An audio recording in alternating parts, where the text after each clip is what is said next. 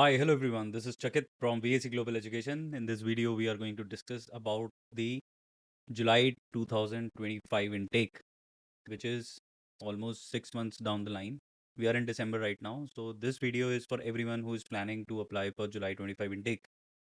तो जुलाई इनटेक में अप्लाई करने के लिए आपकी टाइमलाइन कैसी रहेगी, कैसे आपको फंड्स अरेंज करने हैं, कौन कौन से डॉक्यूमेंट्स लगेंगे और किस किस तरीके से पूरा प्रोसेस चलता है, वो मैं आपको इस वीडियो में पूरा डिटेल में एक्सप्लेन करूंगा। So watch this video till the end, जिससे कि आपको कंप्लीट इन्फॉर्मेशन मिल सके। और अगर आप जुलाई के लिए प्लान कर रहे हो तो आप अभी से ही वो सही डिसीजन और सही स्टेप्स ले पाओ, जिससे कि आपके वीज़ा आने में आपको कम से कम दिक्कत फेस करनी पड़े। So without wasting any time, let's start with this video. तो पहली इन्फॉर्मेशन लेते हैं हम ऑफर लेटर के लिए कि ऑफर लेटर जब आप अप्लाई करते हो तो आपको किन किन डॉक्यूमेंट्स की ज़रूरत पड़ती है। तो पहले आपके पास होनी चाहिए 10th 12th, पासपोर्ट मैंडेटरी है। इसके बाद दो तरीके से एप्लीकेशन होती है, एक होती है कंडीशनल, एक होती है अनकंडीशनल। तो मैं दोनों के बारे में बात करूंगा। और अगर आप मास्टर्स के लिए अप्लाई कर रहे हो तो आपकी बैचलर्स में पूरी आपकी चारों ईयर की, अगर आपने बीटेक की है, और 3 साल की अगर आपने बैचलर्स की है, तो उसकी मार्कशीट होनी चाहिए। इसके बाद आप कंडीशनल ऑफर लेटर के लिए भी अप्लाई कर सकते हो और अनकंडीशनल ऑफर लेटर के लिए भी अप्लाई कर सकते हो। कंडीशनल ऑफर लेटर की कंडीशन क्या हो सकती है कि अगर आपकी डिग्री अभी कंप्लीट नहीं हुई है, या अभी आप प्रेजेंट ही क्लास 12th में हो और जुलाई इनटेक में ही जाना चाहते हो, तो आप 11th क्लास के मार्क्स के बेसिस पर भी अप्लाई कर सकते हो। और अगर आप लास्ट सेमेस्टर में हो अपनी ग्रेजुएशन के, तो आप उसके बेसिस पर भी अप्लाई कर सकते हो। अगर आपने आईएलटीएस या पीटी नहीं दिया है, तो उसके बाद भी आप अप्लाई कर सकते हो, उससे पहले भी अप्लाई कर सकते हो। तो अगर आप पहले अप्लाई करते हो आईएलटीएस या पीटी के बिना, तो आपको कंडीशनल ऑफर लेटर मिलेगा। जब आप आईएलटीएस या पीटी का एग्जाम दे दोगे, तो आपको अनकंडीशनल ऑफर लेटर मिल जाएगा। ये है दोनों में डिफरेंस। तो आप अपना अगर टाइम बचाना चाहते हो, तो आप अभी एप्लीकेशन कर सकते हो, कंडीशनल ऑफर लेटर ले सकते हो। इसके फ़ायदे क्या हैं कि आपका एक तो टाइम बचता है, दूसरा आपको जो स्कॉलरशिप है वो मिलने में आसानी रहती है, क्योंकि आपकी एप्लीकेशन ऑलरेडी असेस हो चुकी है, आपको कंडीशनल ऑफर लेटर आ चुका है। जैसे ही आप अपने आइल से पीटी का स्कोर सबमिट करोगे, अनकंडीशनल ऑफर लेटर के साथ आपकी जो स्कॉलरशिप है उसका भी लेटर आ जाएगा आपको। तो उससे क्या होगा, जो आपकी फंडिंग की रिक्वायरमेंट है वो भी कम हो जाएगी, ट्यूशन फीस भी कम हो जाएगी, और आपका प्रोसेस जो है वो बहुत स्मूथली हो जाएगा। नाउ डॉक्यूमेंट्स हो गए, ऑफर लेटर हो गया। इसके बाद आते हैं हम फंड्स पर, कि आपको फंड्स कितने चाहिए होते हैं। देखो, फंडिंग की जो रिक्वायरमेंट है न्यूजीलैंड में, वो ये है कि आपके पास टोटल ट्यूशन फीस और total living expenses plus return air fare का पैसा होना चाहिए। तो लेट्स से कि आपकी जो ट्यूशन फीस है वो है 35,000 न्यूजीलैंड डॉलर, 35,000 न्यूजीलैंड डॉलर, और 1 साल का आपका प्रोग्राम है।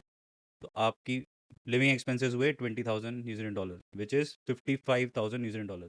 अब 2 लाख का मार्जिन मैं लेके चलता हूँ ट्यूशन फीस के लिए, जो कि अराउंड 4,000 हो गया, तो ये हो गया 60,000। तो आपकी जो टोटल फंडिंग होनी चाहिए वो लगभग लगभग 30 लाख रुपए की होनी चाहिए। अब ये जो 30 लाख रुपए हैं, ये आपके एटलीस्ट 3 मंथ्स ओल्ड होने चाहिए आपके पास सेविंग्स में। और इसके बाद आपके पास इसका सोर्स होना चाहिए कि ये जो पैसे हैं वो आए कहाँ से हैं। इसको प्रूव करने के लिए आपके पास आईटीआर्स होनी चाहिए, कि आपकी जो इनकम है, जो भी आपके स्पॉन्सर हैं जो ये फंड शो कर रहे हैं, उनकी इनकम कितनी है। इसमें एटलीस्ट 2 साल की आईटीआर होनी चाहिए, और सोर्स ऑफ फंड्स होना चाहिए। लेट्स से किसी ने अपनी प्रॉपर्टी सेल की है, वो प्रॉपर्टी सेल करी है, तो वो क्या उसकी इकलौती प्रॉपर्टी थी या ये सेकेंडरी प्रॉपर्टी है। वो जो सेकेंडरी प्रॉपर्टी है होगी तभी चलेगी। दूसरा, अगर वो प्रॉपर्टी आपने सेल की है, तो उसकी सेल डीड आपने कब परचेज़ की थी, आपके जो अथॉरिटी से आपने जो रजिस्ट्री कराई है वो, आपकी चेक से पेमेंट आई है, वो सब आपको शो करना पड़ेगा। क्योंकि अभी अब अगर आप दिसंबर में हो और अभी से अपना पूरा प्रोसेस करते हो, तो अभी आप अच्छी तरीके से ये सारी चीज़ों को अरेंज कर पाओगे। क्योंकि एंड मोमेंट पे क्या होता है कि आपके पास टाइम ही नहीं होता है वो फंड्स को अरेंज करने के लिए, और फिर आप स्टक हो जाते हो। तो now is the time when you should be taking the action. There is a link given in the description, click that link, get in touch with us. और अभी वीडियो बची है, बट सुनो अभी, कि लिंक है डिस्क्रिप्शन में, उस पे क्लिक करो, gate in touch with us. I will help you and guide you कि किस तरीके से आप अपनी फंडिंग को अरेंज कर सकते हो।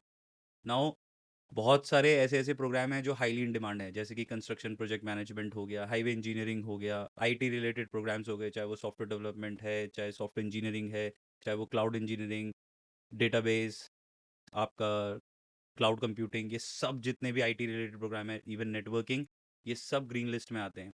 इसके अलावा हेल्थ केयर के बहुत सारे प्रोग्राम्स हैं। इसके अलावा आपके नर्सिंग, इसके अलावा अर्ली चाइल्डहुड एजुकेशन, ये कुछ सोशल साइंस, ये काउंसलिंग, टीचिंग के जो कोर्स हैं वो बहुत ज़्यादा डिमांड में है। तो ऐसे कोर्सेज पे अगर आप फोकस करोगे, तो आपके वीज़ा आने की जो प्रोबेबिलिटी है वो बहुत ज़्यादा हो जाएगी। नाउ बहुत सारे बच्चे हैं जो लोन के लिए प्लान कर रहे होंगे कि हम ना लोन के थ्रू अप्लाई करना चाहते हैं अपना वीज़ा, हमारी फंडिंग जो है वो लोन से है। तो when you talk about the loan repayment, तो जो आपकी ईएमआई है उसको आपको मंथली ईएमआई को 12 से मल्टीप्लाई करो।